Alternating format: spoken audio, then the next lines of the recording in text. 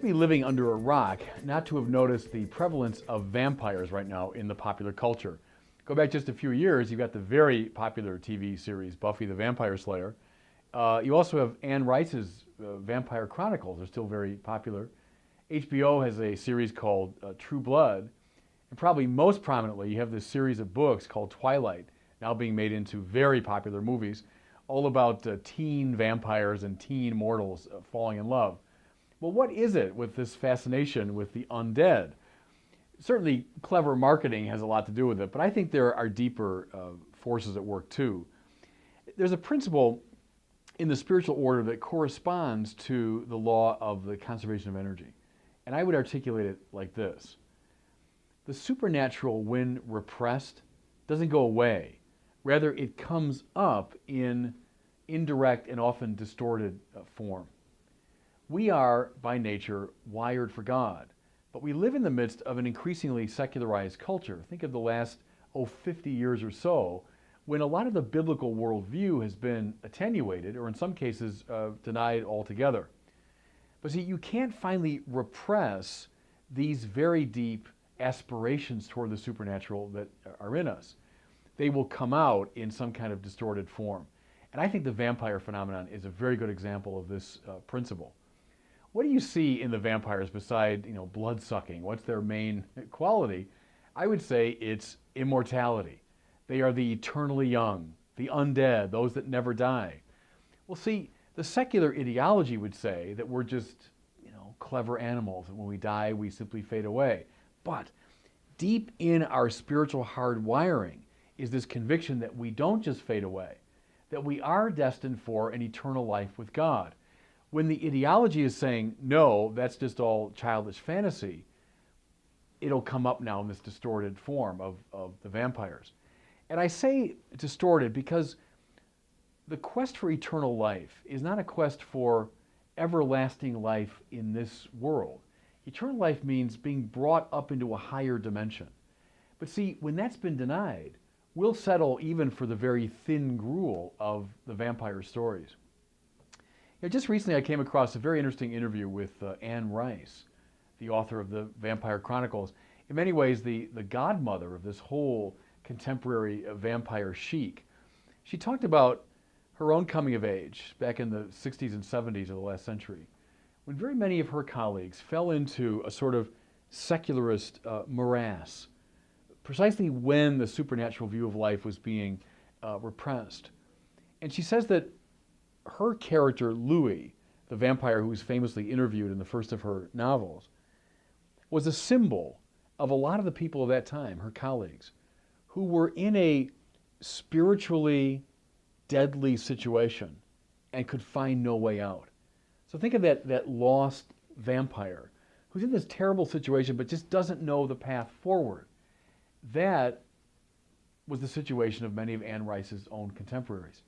What makes it all, of course, even more fascinating is that Anne Rice herself found a path through that morass to authentic supernaturalism.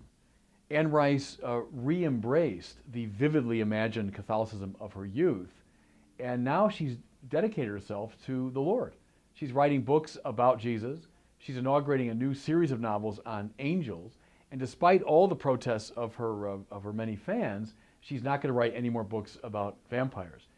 She found her way through this kind of ersatz spirituality. She who was the godmother of it, she's at the source of much of this. She found her way through that ersatz spirituality to the real thing. And of course that brings to mind too this equally fascinating figure of Bram Stoker, the author of Dracula, the greatest vampire story of all time. Bram Stoker is a 19th century Irishman whose story is filled with spiritual themes. Dracula is a vampire because he cursed God. That's why he has that great aversion to the crucifix. So his situation is put right away in a spiritual context. And the story unfolds really as a story of his redemption. Van Helsing, who was both a scientist and a devout believer, the two were together in those days and they still can be, but Van Helsing basically leads Dracula toward his own redemption. And Catholic themes of eternal life, of Eucharist, of baptism, of the sacraments redound in that story. In the 19th century, obviously, it was still possible to situate the vampire legend within the far greater meta-narrative of Christianity. What we witness today, I think, sadly, is the declension whereby a robust, vividly imagined Christianity has now devolved into a kind of this bloodless substitute, which are the vampire stories.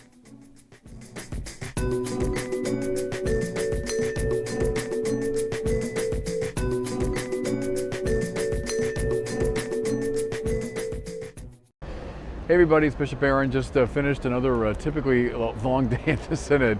This morning we started in the Synod Hall with our small groups, and today was the presentation of my relatio, which is kind of my summary statement of what our group said.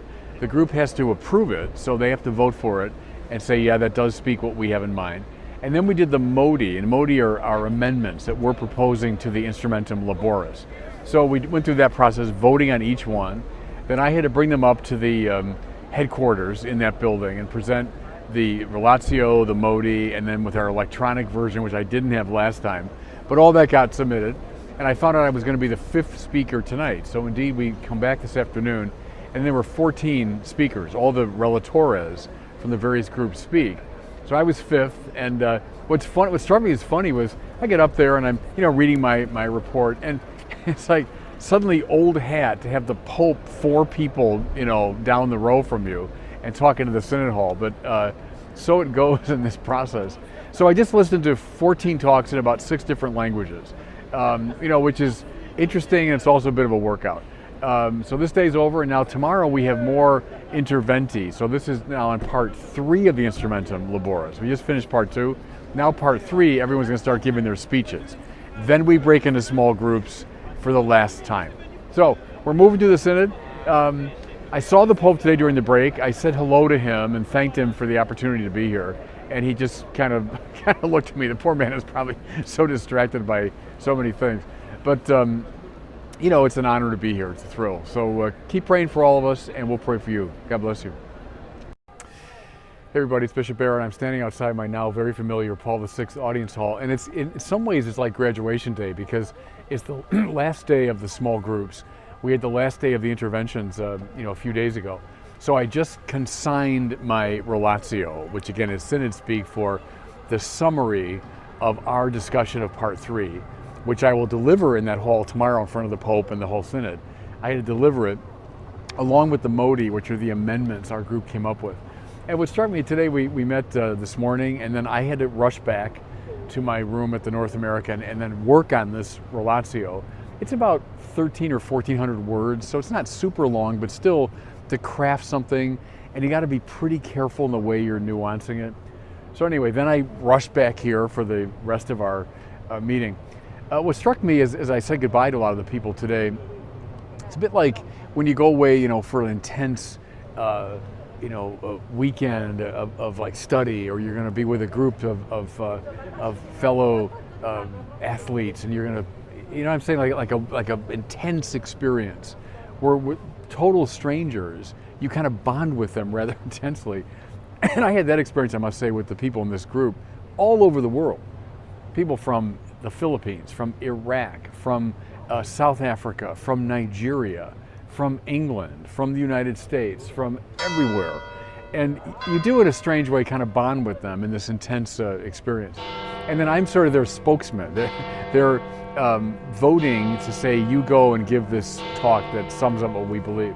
Anyway, it's been an interesting experience. And some very fine people in the group, so I enjoyed that very much. Tomorrow is my talk in the Synod, and that's my last major activity. The rest of it will be now looking at the text that they're going to produce. I just got a little quick look at it from one of the moderators, and what he showed me, and it was on purpose, was the biblical additions, because we had insisted upon bringing the biblical perspective in. So he was saying kind of proudly to me, like, oh look, we've done some of the things that you asked.